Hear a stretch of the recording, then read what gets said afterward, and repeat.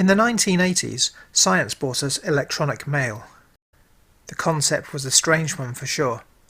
Postal workers around the world predicted and rumoured of mass redundancy that would follow as this technological monster was unleashed. Sending mail down the phone line, however, was just the start of something that would change the lives of billions of people.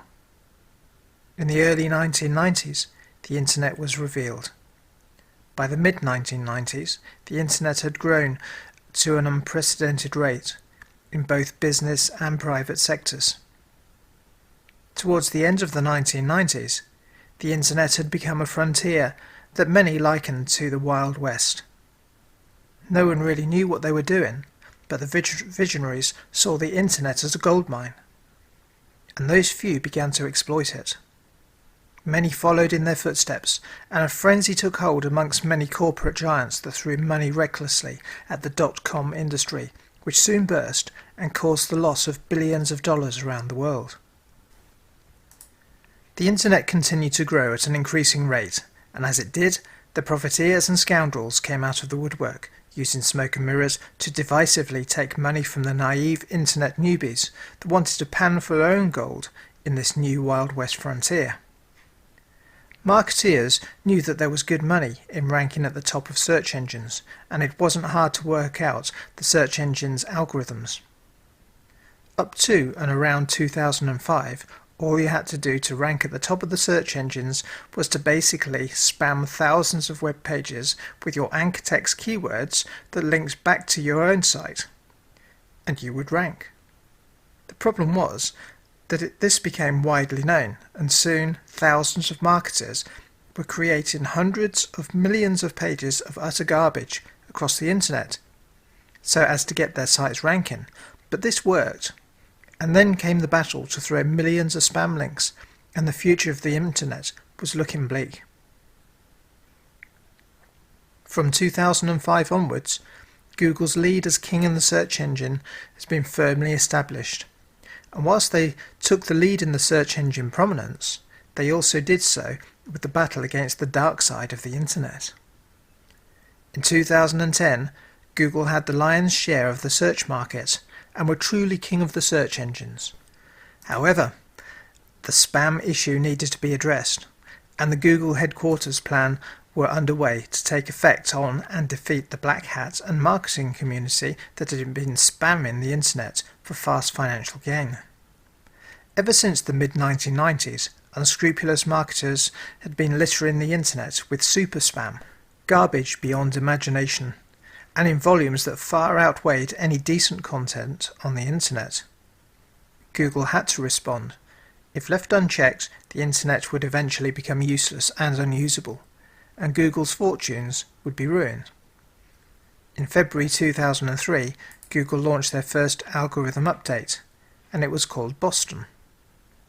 The infamous Google dance was first named amongst the internet community as sites' rankings start jumping from position to position.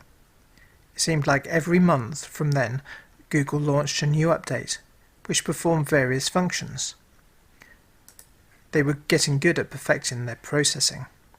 However, anarchy was prevalent on the internet, and spam merchants were raking it in. Google had to put an end to this and develop a new breed of algorithm. In January 2011, Google released a powerful algorithm called Farmer. This was the beginning of the end of the black hat community. Farmer was the pre-launch to the devastating Panda update that was to follow just days later. Panda was launched in February 2011. The internet community was already reeling from the Farmer, but if Farmer was a soldier, Panda was an army, and over the period of the coming months, Google was to wipe out billions of web pages from their index.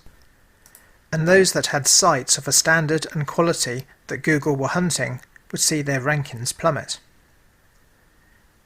The updates were working, and Google announced that during 2010 alone they had carried out 510 updates, and although not verified, that number will have surely increased year on year. By January 2013, Google had carried out 24 Panda updates. The algorithm was now powerfully tuned, and hitting sites into touch on a worldwide basis. On April the 24th, 2012, Google launched an update that would be its most powerful to date. Although Panda was more effective in cleaning up the internet of absolute rubbish, the next update would become Google's Grim Reaper. The algorithm was called Penguin and was designed to hunt down every SEOer that wasn't playing by Google's rules.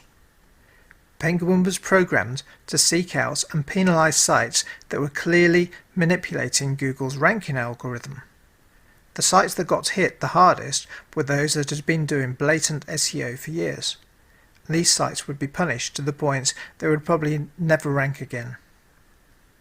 The combination of Panda and Penguin made marketeers around the world give up on SEO, saying that SEO was dead. But in fact, Google had actually leveled the playing field. And now it was actually easier to rank if you knew the secret process. Other updates came with another powerful one aimed at a smaller number of people, but significant nevertheless.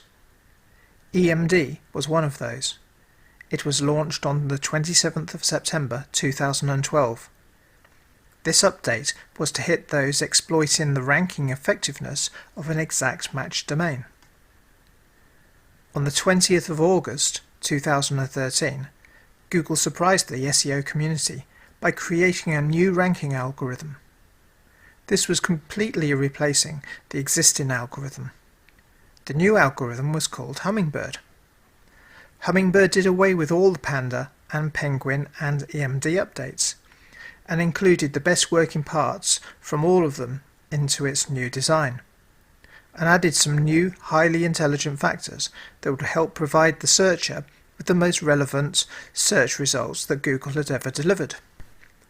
Google has made it clear and shown how they are shaping their search engine, and if we blatantly deviate from this, we can be sure that we will suffer in the rankings with penalties that are severe. The remainder of this package will look into the various individual algorithms, how they affect you, and how you can avoid getting hit. We'll also be looking into the processes you can follow to identify if you have been hit by an algorithm, or what you can do to come out of the resulting penalty. Let's go to the next video, where we'll be taking a look at how Google's updates affect our sites.